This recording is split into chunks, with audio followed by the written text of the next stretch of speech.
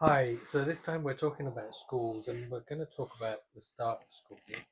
Um, and it's a little bit ironic because actually the day that we're filming this is the day that our son has finished at the first school he was at with us. But that's a whole set of stories that we'll get to later. But really just about the start. So our kids moved in August, hmm and even before they moved in, we were looking for schools, weren't we, and trying to find the right school. Yeah, we was where we was living. There was a school 5 minute walk away. 5 minute walk away. It was part of the community. It was just perfect. So for us, I'm looking at what would work for us. I'm doing the school runs and doing the school pickups. It was our school of choice. However, Yes, so because if you think at this point, we haven't actually adopted the children whilst they've moved in. You're in this weird no man's land where you're not foster carers and you've not adopted children because the court order hasn't gone through. You're still prospective adopters. So it's the local authority who have the decision on where the kids go to school.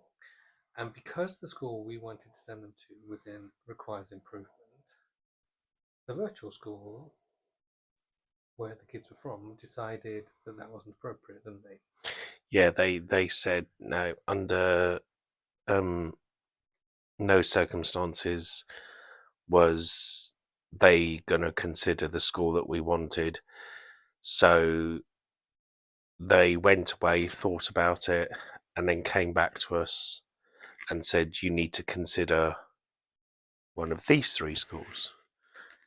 So we did, but we also spoke to the head because we'd been speaking to the head teacher of that school for way before we knew we were getting the kids, and we spoke to him and asked him to help us putting together some stuff about why that school would be good, etc. Um, but because we were good, we went and looked at the other three schools. And well, Well, actually, no, we no. didn't look at one of them. We ruled one out immediately, and we went back to the virtual head or the virtual schools and said, one of the schools you've asked us to consider, and we have nothing against religion. We are not atheist. We embrace all religions. But one of the schools they wanted us to consider was a Catholic school. Just say that wasn't going to be right for us. Well, we went back to them, and me being a diplomat and done lots of communication courses, so I'm very very up on how to communicate effectively. Said to the virtual head, seriously, and she went, what? And we said,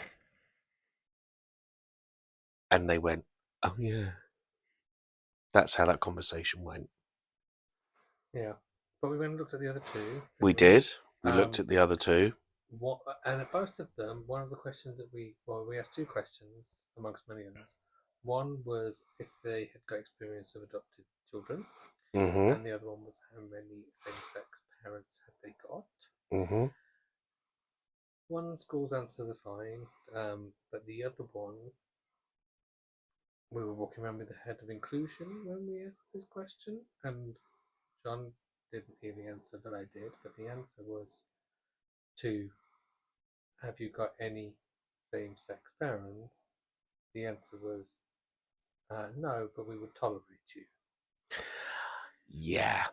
And I was ushered out of the school quite quickly. I just thought he'd seen enough and he wasn't interested and didn't want to proceed with the school. So I was ushered out really, really quickly and thrown into a car, and we drove off like Yes, Starsky and Hutch. but we continued the argument for the school we wanted, and we won that, We did. and that was really, really positive. So after putting all of that together, we finally got agreement from the virtual school that we could send the children there. And so our children were going to be of an age where we would have our daughter in nursery and our son would be starting year one. So do you remember that first visit?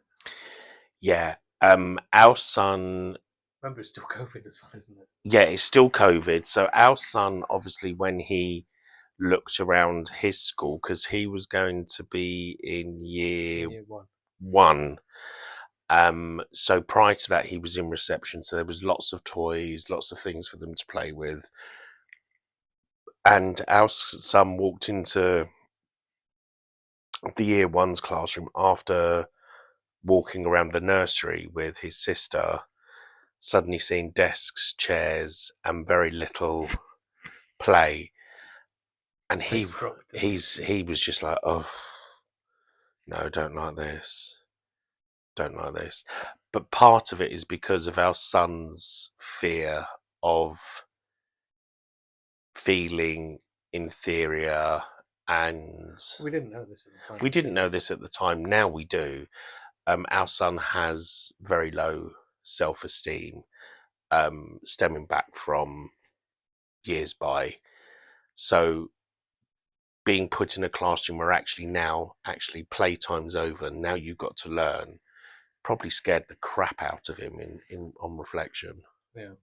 But we put together a plan, so we didn't start straight at the very start of term, because the kids had only been with us for a week and a half by the time the term started. So we started a couple of weeks later, and we came up with this plan whereby, to get to know school, because food was a bit of a trigger, we would send him in for lunch on a Friday.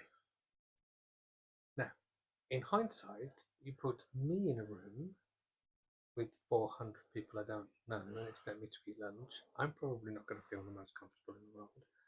And for a child of our son's background, that didn't go well, did it? No, no. I remember receiving a phone call asking, "Can you come and pick your son up?"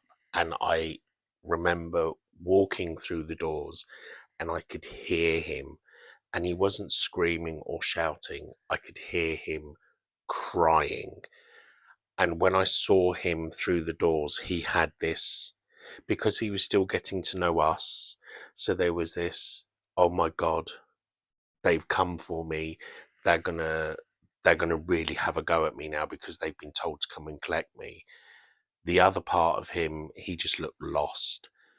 And I just remember kneeling down and cuddling him and crying myself, because he just looked so vulnerable.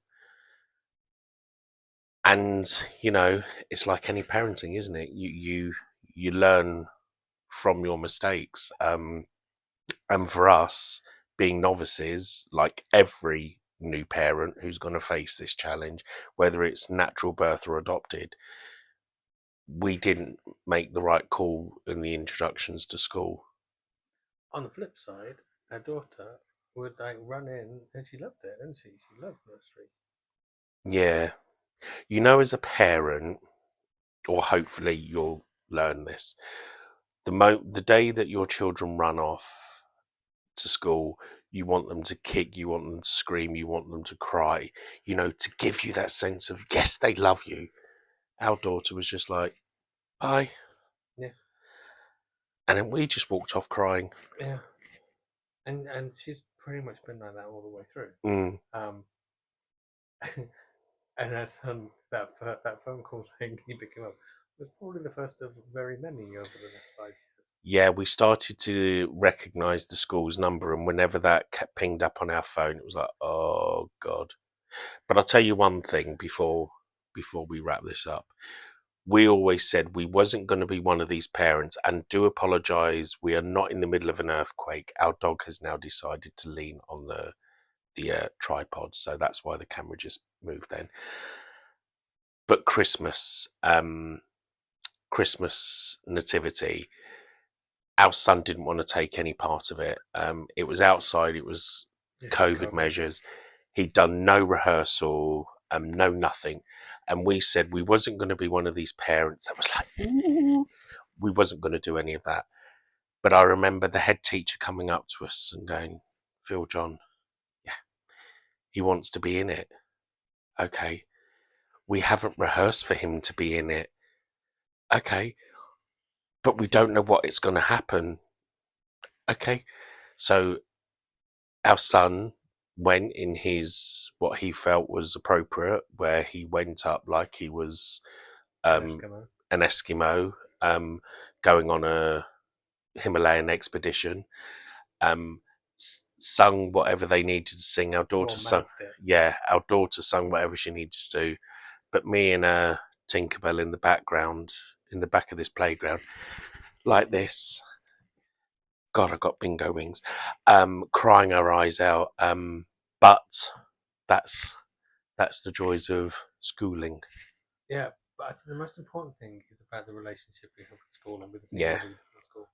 And the head teacher we had at the start of our kids' schooling was amazing and is no longer the head teacher there, but he's still in our kids' lives, and he's amazing. And I think building that relationship, and we've got a relationship, we've had that with Senko at school, Hmm. is the most important thing to be able to navigate some of the challenges. And so that is sort of a bit of an introduction into how we introduced our kids in school. Um, it's a really difficult topic. There's lots more, and we'll cover more when you get into EHCPs and IEPs and all of the stuff. But if you have any comments, questions, then please do reach out, comment, like, subscribe. That's all helpful. And if you've got anything you would particularly like us to cover as well, then please do let us know. Thank you. Thank you.